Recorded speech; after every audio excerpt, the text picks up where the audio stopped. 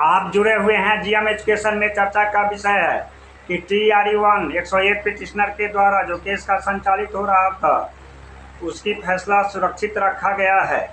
इस पर क्या प्रभाव पड़ेगा? TRE-1 रिजल्ट प्रकाशन संबंधी सप्लीमेंट्री रिजल्ट के अन्य केसों पर इसकी चर्चा करेंगे विस्तार से।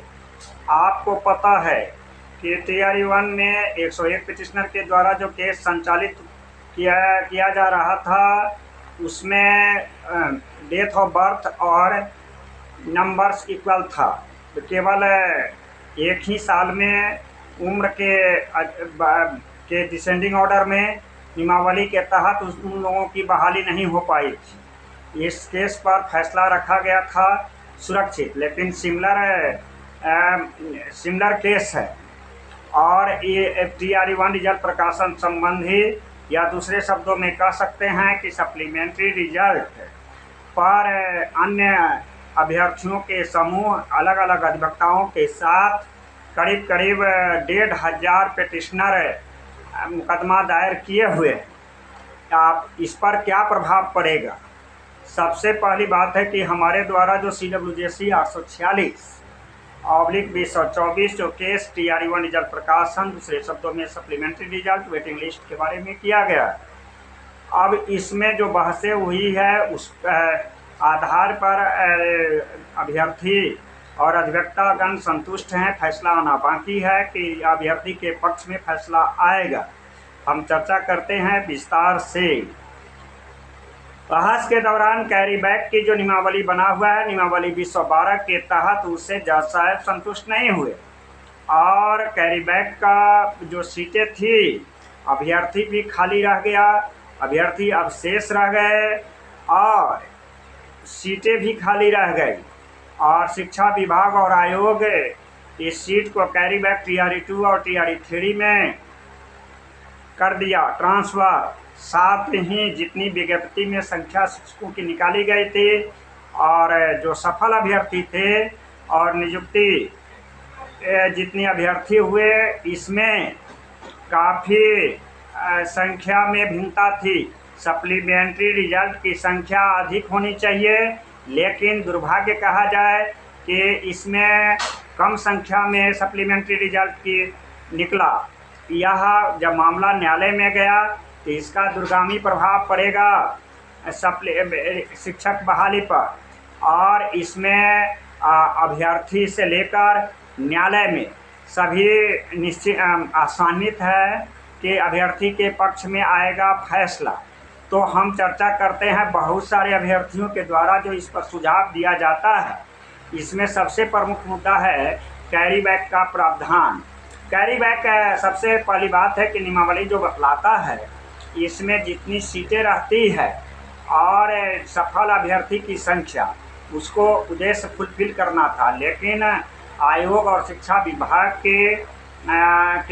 के डिसीजन के कारण सीटें से खाली रह गई, अभ्यर्थी भी रिमाइंडर में रह गए और सीट का कैरी बैक ट्रांसफ़र कर दिया गया।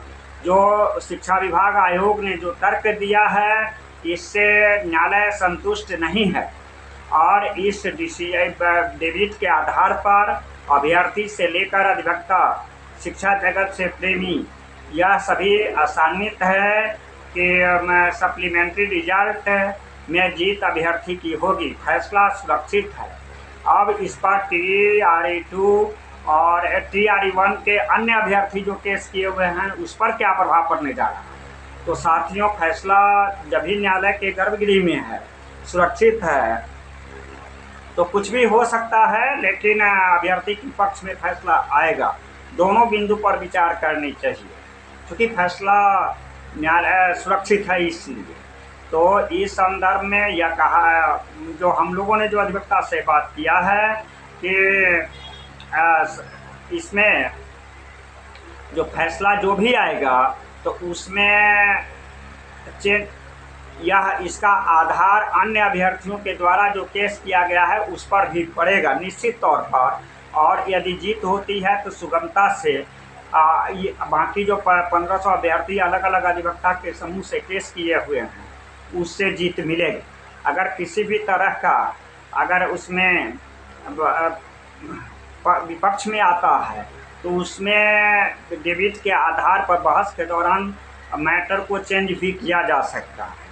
यह जैसे अधिवक्ता से बात क्या कहा गया, देखना है कि फैसला क्या आता है। जहां तक हमारे द्वारा जो केस की संचालन किया जा रहा है CWJC 846/2024, उसकी सुनवाई अगले सप्ताह में होगी और यह जीत के आधार पर पूरे आसान्वित है प्रदेश के BPSC शिक्षक अभ्यर्थी TRE-1 का सप्लीमेंट्री रिजल्ट होगा, आदेश होगा जारी और जितने भी पिटिशनर हैं वह आगामी न्यायालय के फैसला के तहत बनेंगे शिक्षक, ऐसा उम्मीद किया जाता है। न्यायालय का फैसला सर्वोपरि है। लेकिन इतना तय बात है कि TRE-1 101 पिटिशनर का जो डिसीजन आएगा, इसका प्रभाव अन्य ग्रुप के द्वारा जो भी केस किया गया है, जैसे जगजीत रोशन जी के साथ किया गया है, शिवनंदन भारती के साथ किया गया है, सीताराम जी के माध्यम से किया गया है, रितिका रानी के साथ किया गया है और सारे अधिवक्ताओं के द्वारा विभिन्न ग्रुपों में केस किया गया है। इस तरह से 1,500 पिटिशनर्स हैं। अब इसकी सुनवाई कब होगी?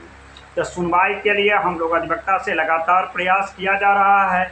आपको पता है कि 19 जुलाई से TRE-3 की परीक्षाएं होने वाली है, जिसमें अभ्यर्थी भी वंचित रह गए हैं। प्रवेश हेतु अधिकतम उम्र के सीमा से भी केस किए हुए हैं, जिसकी सुनवाई 16 तारीख है। अधिवक्ता से हमारी बात हुई है कि अगले सप्ताह में TRE-1 सप्लीमेंट्री रिजल्ट प्रकाशन संबंधी केस की होगी सुनवाई और जो भी फैसला 101 पिटिशनर का होगा उससे संबंधित फैसला होगा अन्य अभ्यर्थी के समूह के द्वारा जो TRE-1 में केस किया गया है।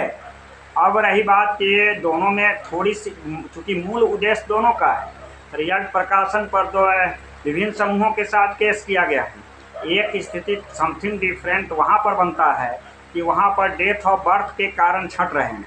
मेधा अंक भी उसी अंक में आता है जितना पर क्वालिफाइंग मार्क्स पर शिक्षक बने हैं कट ऑफ मार्क्स से पार करने के बावजूद। लेकिन और बाकी जो ग्रुप में जो पिटिशनर्स हैं उनका कट ऑफ पार किया हुआ अभ्यर्थी हैं, लेकिन क्वालिफाइंग मार्क्स में कम है और डेथ ऑफ बर्थ इक्वल नहीं है।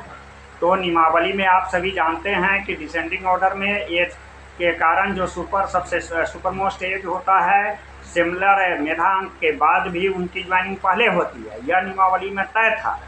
लेकिन कैरी बैक के आधार पर सरकार जो तर्क दिया है उससे जैसा विश्वस्त सूत्रों से पता चल रहा है कि न्यायालय में अभ्यर्थी का पक्ष मजबूत है। इस आधार पर हम लोग तर्क कह सकते हैं कि जीत अभ्यर्थी के पक्ष में आएगा। लेकिन फैसला गर्भगृह में है, देखना है कि फैसला कैसे क्या आता है और इसका प्रभाव इंटरलिंकिंग है, सिमिलर केस है, इसलिए अन्य ग्रुपों के द्वारा जो TRE-1 का केस किया गया है इस पर निश्चित तौर पर प्रभावित होगा और इसमें सुधार हेतु भी मौका मिल सकता है।